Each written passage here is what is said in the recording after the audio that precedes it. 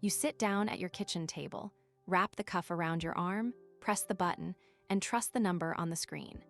It is a daily ritual for millions of adults managing their cardiovascular health.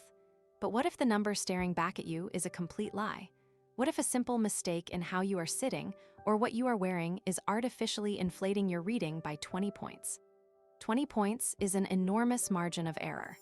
It is the exact difference between your doctor telling you that your current treatment is working perfectly and your doctor immediately prescribing a new, potent medication that you do not actually need. Every day, people are overmedicated simply because they were never taught the clinical protocol for measuring their blood pressure at home.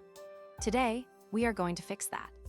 We will examine the 5 silent errors that ruin your readings, the gold standard protocol established by the European Society of Hypertension, and why the old targets of 120/80 might actually be dangerous for certain adults over the age of 70. Let us start with the most common mistakes. When you sit down to take your blood pressure, your posture dictates the mechanical resistance in your vascular system. Crossing your legs at the knee creates a physiological tourniquet effect. It restricts venous return from your lower extremities, forcing your heart to pump harder against increased peripheral resistance to maintain circulation. This simple postural habit can artificially increase your systolic blood pressure, reading by up to 8 millimeters of mercury. Uncrossing your legs is the easiest intervention you can make, yet it is astonishing how many people sit cross-legged while the machine is running. Your feet must be flat on the floor, uncrossed, supporting your weight evenly. Your cardiovascular system and your renal system are deeply interconnected. When your bladder is full, it sends distress signals through your sympathetic nervous system. It increases the release of adrenaline and noradrenaline, which vasoconstricts your blood vessels and spikes your heart rate. Taking your blood pressure when you need to use the restroom can artificially elevate your systolic reading by a staggering 10 to 15 points. You are essentially measuring your body in a state of mild physiological stress. Always empty your bladder completely before sitting down for your measurement. It is a vital step in discovering what your baseline resting pressure actually is, not what your pressure is under sympathetic duress. If you find this kind of science-based breakdown helpful, consider subscribing so you do not miss the next videos in this series. It seems harmless to answer a question from your spouse or comment on the television while the cuff is inflating. But the act of speaking requires cognitive engagement, breath control, and subconscious stress responses. Even casual conversation activates your sympathetic nervous system just enough to interfere with a resting state reading. Clinical studies have demonstrated that talking, active listening, or even active emotional thinking during a blood pressure check can add up to 15 points to your systolic number. The rule is absolute silence. No talking, no watching the news, no scrolling on your phone. You must exist in a state of complete physical and cognitive rest for the duration of the reading. Gravity plays a massive role in blood pressure hemodynamics. Your blood pressure cuff must be positioned exactly at the vertical level of your right atrium, the chamber of your heart that receives deoxygenated blood. If your arm is resting on a table that is too low, the cuff sits below heart level, and gravity causes blood to pool in the lower arm. This increases the hydrostatic pressure inside the brachial artery, artificially inflating your reading by up to 10 points. Conversely, if your arm is raised too high, the reading will be falsely low.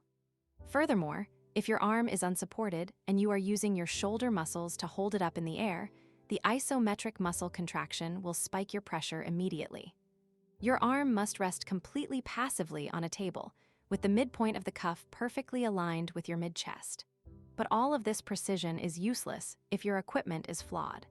Stay with me, because what comes next could save you from years of false readings and unnecessary medication.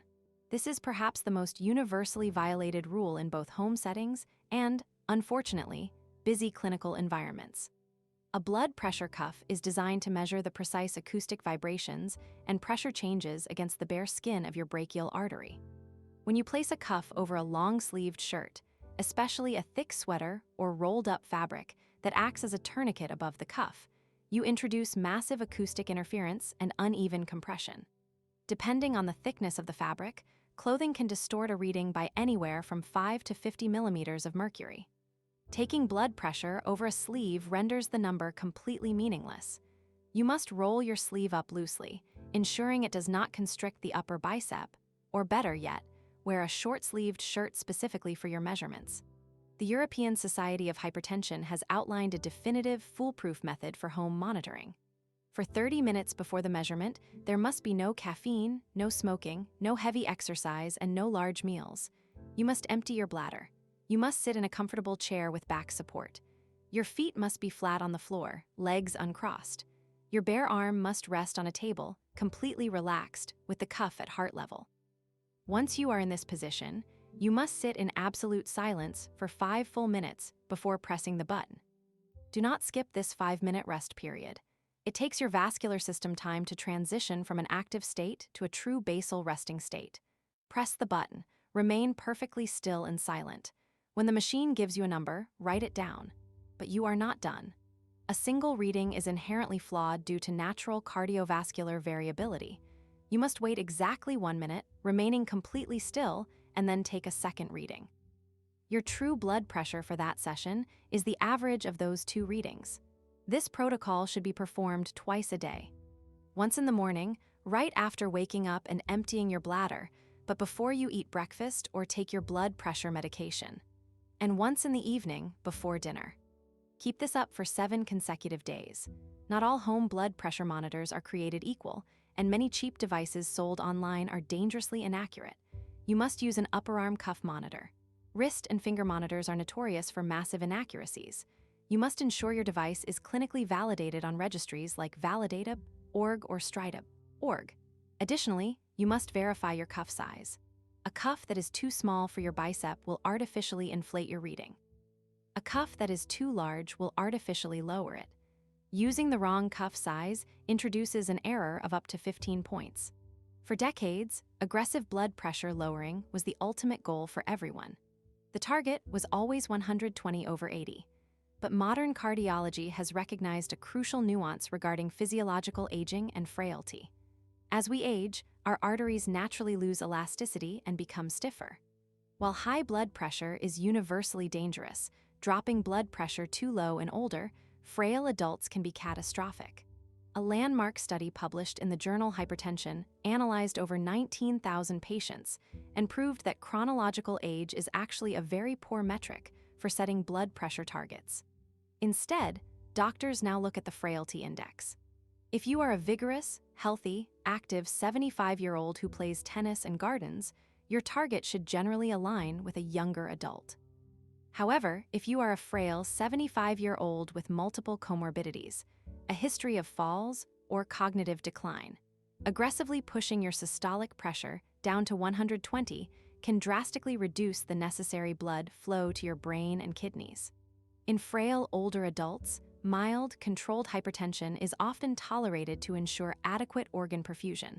This is why you must never adjust your own targets based on an internet article. Your cardiologist must tailor your goal based on your biological resilience, not just your birth year. When you walk into your doctor's office, bring a structured 7-day diary. Date. Time of day. Reading 1. Reading 2. The calculated average.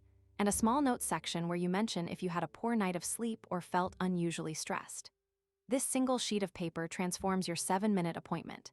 Instead of guessing, your physician can immediately see your true basal ranges, identify morning surges, confirm if your current medication is covering you for the full 24 hours, and make precise, evidence-based adjustments that could legitimately extend your life.